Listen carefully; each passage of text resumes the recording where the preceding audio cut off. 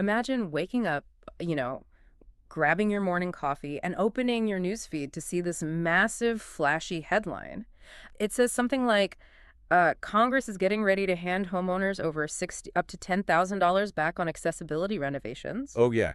That is a headline designed to get clicks. Right. I mean, if you read that and you're currently looking at putting in a ramp or like a walk-in shower for yourself or an aging parent, your jaw just drops. It sounds like a total game changer. That sounds like free money, honestly. Exactly. But then you actually start looking at the fine print and you realize that this headline is hiding a massive gap between the promise and the reality. So our source material for this deep dive is a really thoroughly researched blog post from EcoBuild Plus. Yeah, they're a remodeling firm operating out in the Chicago suburbs. Right, and they've detailed this incredibly complex web of funding for aging-in-place modifications. The reality is this proposed tax credit is, well, it's locked behind a maze of red tape and delayed timelines and all these rigid tax liabilities.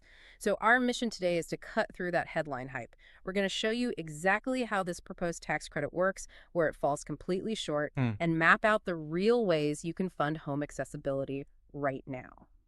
Okay, let's unpack this. I'm ready. And, the intersection of federal tax law, state Medicaid, and local grants is notoriously confusing. But it is highly navigable if you actually know the rules. Yeah, so let's start with the basics of this headline grabber. The Senior Accessible Housing Tax Credit Act of 2026. Yeah.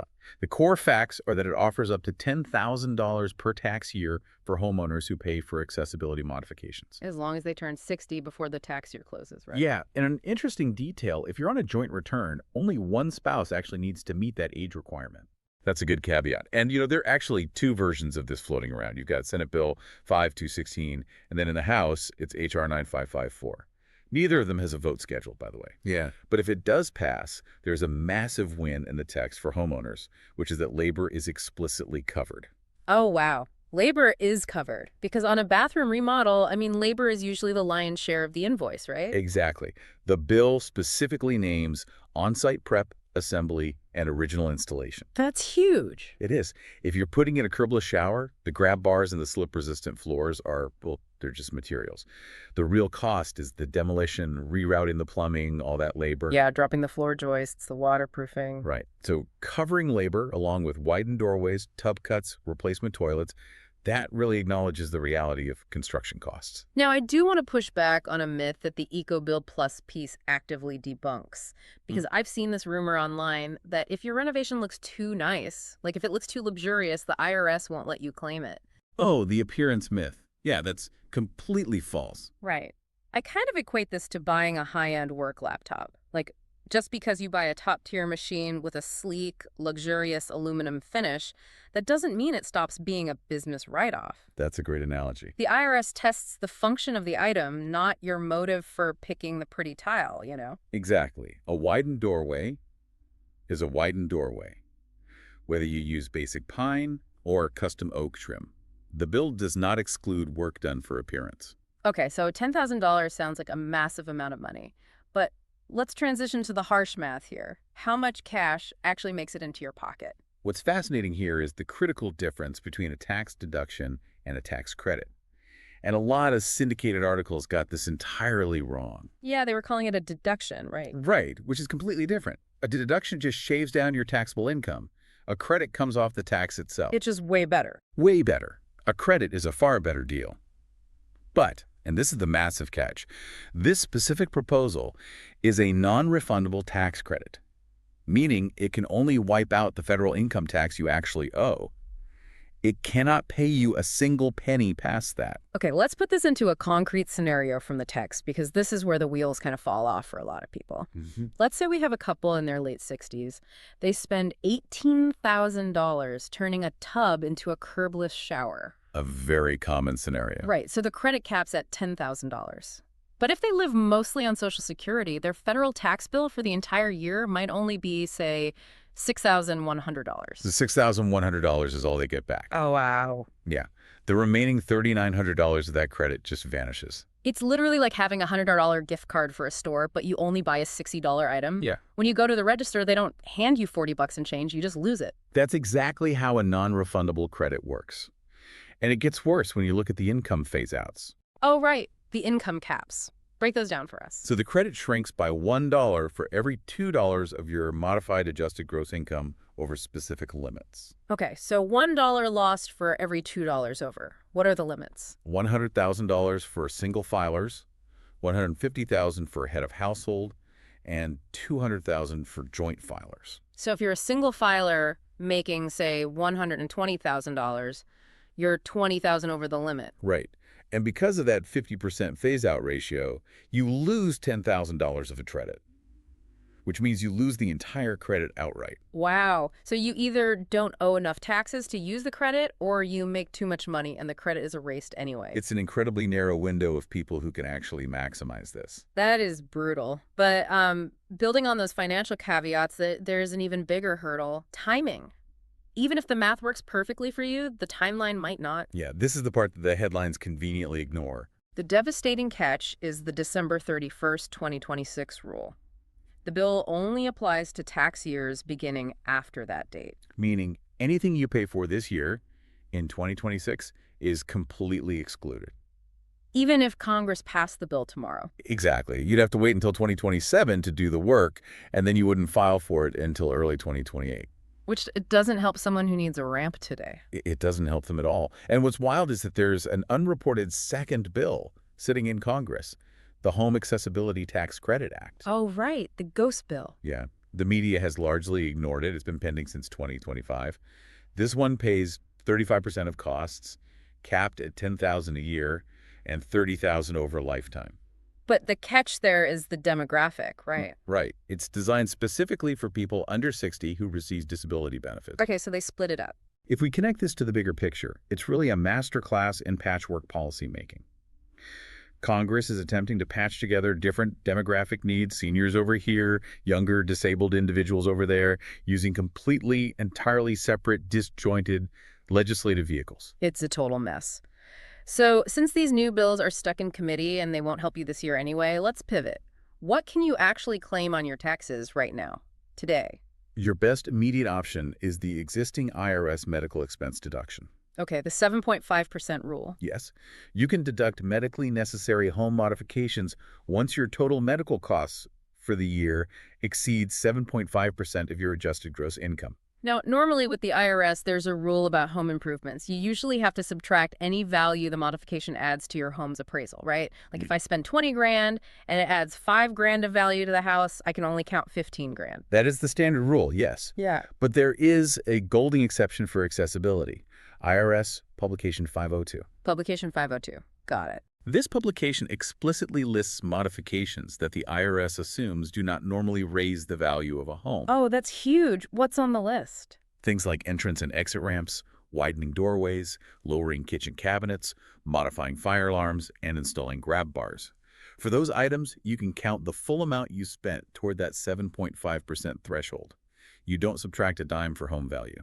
That covers almost everything people ask for. Now, here's where it gets really interesting.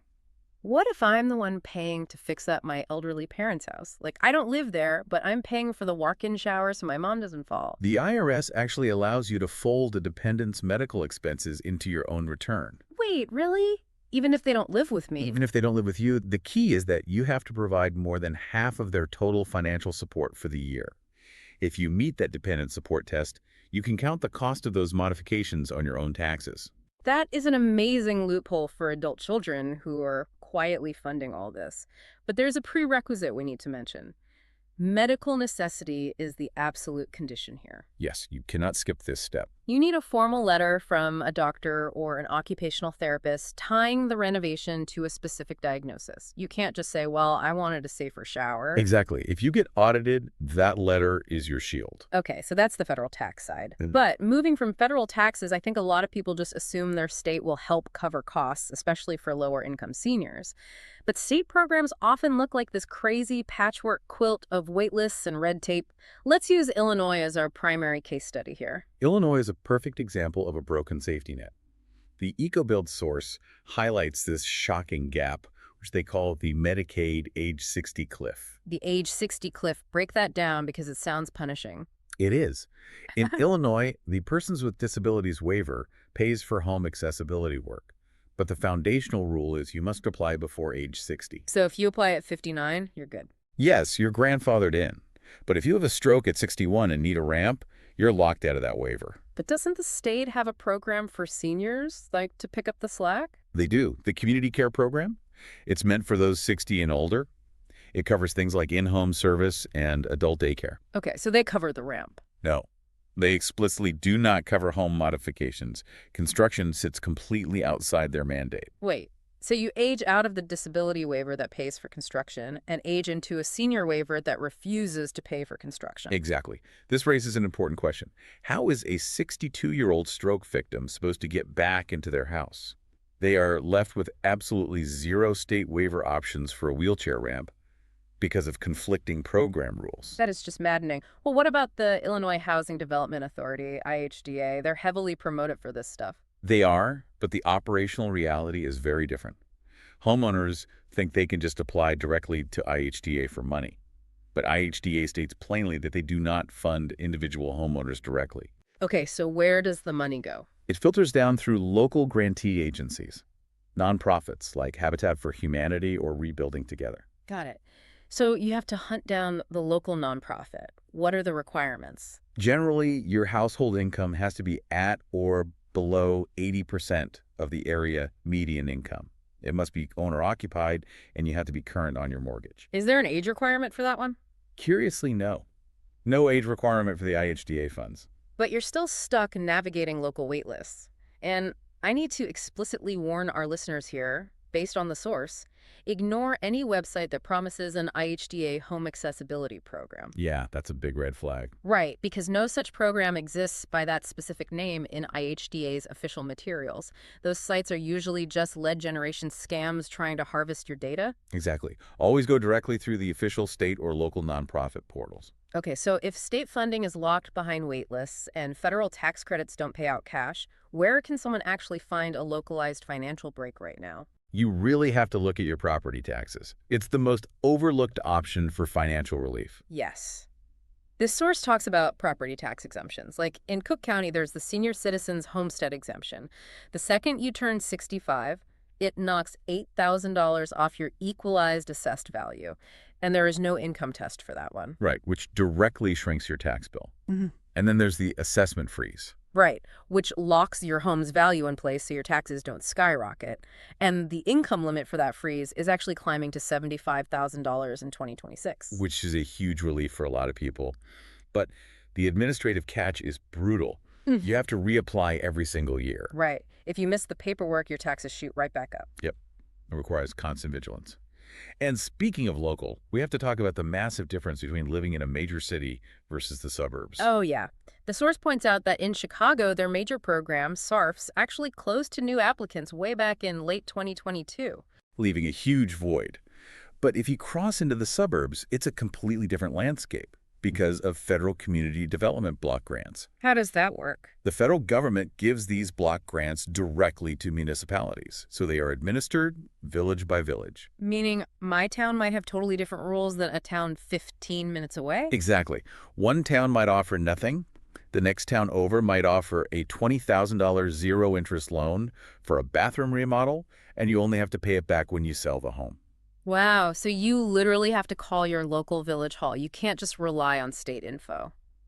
Okay, before we wrap up, I want to ask about Medicare, because I hear this myth all the time. People say, oh, I'll just wait until I'm on Medicare and they'll pay for my walk-in shower. Oh, we have to bust that myth right now. Yeah. Medicare does not pay for home modifications. Period. Okay, so what do they cover? Original Medicare Part B covers durable medical equipment. Think wheelchairs, walkers, maybe a bedside commode. Yeah. But the moment you attach something to the structure of the house, like a grab bar or a walk-in shower, Medicare washes their hands of it. They just classify it as a home improvement. Exactly. Yeah. Now, on the flip side, veterans actually have incredibly robust options. Yes, the VA benefits are totally different, right? Completely different. The Department of Veterans Affairs has the Specially Adapted Housing Grant. For severe service-connected disabilities, that tops out at over $126,000 in 2026. Wow, that is a massive difference from the civilian side. It is. And even for more common mobility issues, there's the HISA grant. That's the Home Improvements and Structural Alterations grant. That provides up to $6,800 specifically for things like modifying bathrooms or lowering counters. So, what does this all mean? Let's summarize the actionable advice for you, the listener, from all this EcoBuild Plus research. First off, do not let flashy headlines dictate your remodel timeline. The proposed $10,000 credit is non-refundable and won't even apply this year. Right, price your project against your actual tax bill, not the headline. Exactly. Second, get a doctor's note right now so you can utilize that existing 7.5% IRS medical deduction. And third, don't just sit on a state waitlist. Call your local municipality, ask about block grants, check your property tax exemptions, and please make sure your contractor pulls a permit.